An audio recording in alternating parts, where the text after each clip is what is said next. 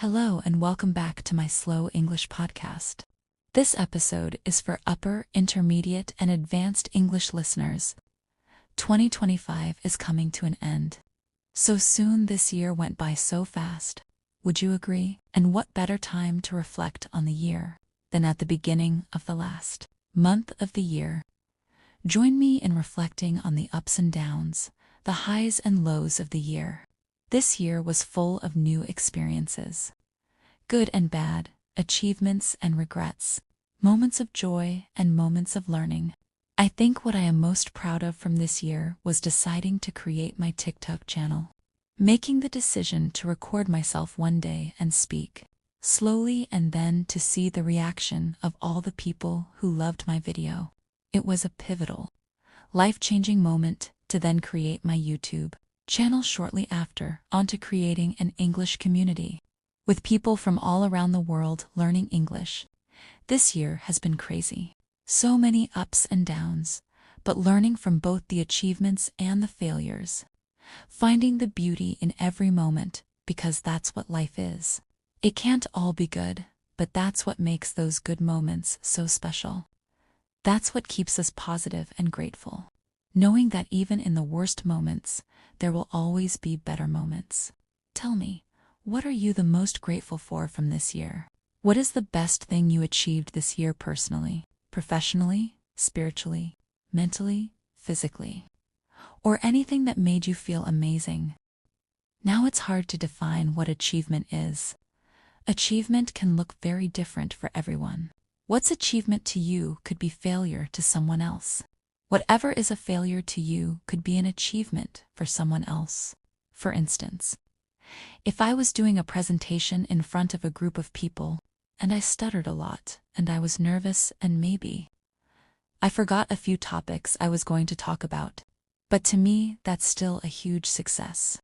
It's a huge achievement because I was able to speak in public, and I never thought I would get over my fear of public speaking. Now for someone else, the presentation went wrong. They messed up and stuttered. They might consider it a failure. But now let's think, who is going to be able to see the positives, the bright side to everything that happens to them? Well, I am, because I can see it as an achievement, not a failure. I think it's important to notice your small achievements. Give yourself credit. If you look for something, you'll find it. So, look for small achievements throughout the day. Give yourself credit for all those little things that go unnoticed. Notice them. Don't let them go unnoticed. What's a small achievement you had today? Now regrets from this year. Why did I do that? Regrets? Ever since I was a little girl, I have always hated regretting. I have always said I don't regret anything because everything, absolutely everything, happens for a reason. Everything that you've done wrong, right? Even the worst of decisions, the worst of situations made you the person that you are today. And you wouldn't be the person you are if it wasn't for those mistakes. No matter what it is. When I was younger and I would get in trouble with my parents or my teachers, I would never regret it, but I would learn from it. Just like right now, I had to do this to be the person I am today. All the mistakes, all the disregard, maybe things that made the people I love feel sad. Regretting it only makes it worse. So yes, I do learn from my mistakes, but I don't regret them. I am the perfect version of myself today, and we are all the perfect versions of ourselves right now. Next year I will grow and change, and I will probably make more mistakes. But I will continue to be the perfect version of myself. I say perfect because we are all exactly where we need to be. We are exactly who we need to be right now. Everything will come and go as it should, and all we can do is flow with it and enjoy every moment we can. So like I said, I have no regrets from this year. Everything that must happen will happen. What's your take on regrets? Do you agree or disagree with me? Tell me why. I would love to hear your take on this. This year was full of feelings. Feelings like happiness, excitement, fear, hope, love. I started my year with a breakup. I had to cancel my trip to New Zealand. Then I started my Slow English podcast, going viral on TikTok and creating my YouTube channel. Then I traveled to Brazil for Carnival. Then I lived at the beach in Mexico for a while. I had my dream trip with my sister, traveling to China, Japan, and Thailand. And now I'm back for the holidays, Christmas, and I will be close to my family for these special moments. I have great expectations and big dreams for next year. What were some of the feelings you had this year? What were some experiences you had this year? Now, even though New Year's is right around the corner, I've got to say, I've never been a big fan of New Year's. I've never been a fan of the saying New Year.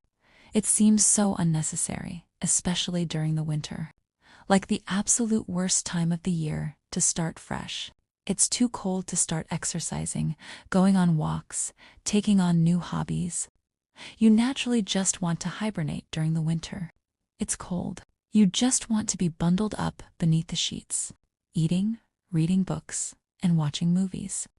I think if you really want a fresh start, then start in the spring.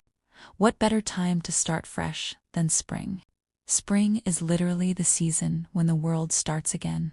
The flowers are blooming and so are you. I also kind of hate the pressure of starting fresh on New Year's, needing to make sure our wishes, eat 12 grapes all in 1 minute, wearing something red so that your year goes well, counting down to midnight because the world will change completely the minute we're in 2026. It doesn't make any sense to me and it just frustrates me. I get really anxious when I feel under pressure. Maybe I sound like the Grinch of New Year's right now, but I have always just hated feeling under pressure, feeling like something needs to go right, otherwise everything will go wrong. It makes me anxious, and I prefer to not play these games with my mind. I would rather keep my peace of mind, and to me, it doesn't even prove anything. Those first seconds of the year don't define the rest of your year. I had the worst New Year's last year, and so many good things happened to me this year. I don't even know what else I would ask for. I got everything I ever dreamed of. So, new year, new me, new beginnings.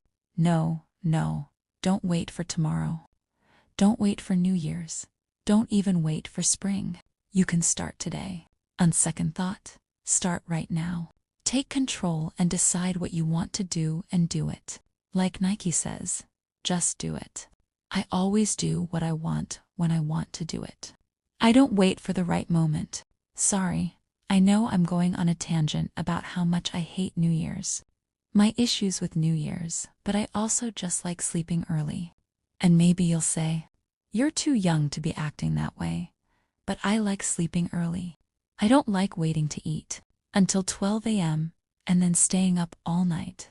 Truthfully, if I could choose what to do on New Year's, I would watch a movie with my family, eat dinner at a normal time, wash my face, and wake up the next morning and just crochet, read a book, maybe go for a swim, and start the year feeling fresh, not tired and hungover. So, that's all I have to say about that. This video was a little bit different from my normal content, but if you enjoyed it as much as I did, then leave a like and I will know you want more videos like this. Thanks for listening, guys, and I hope you understood most of what I said.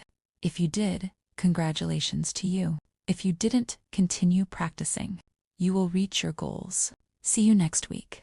Have a wonderful day.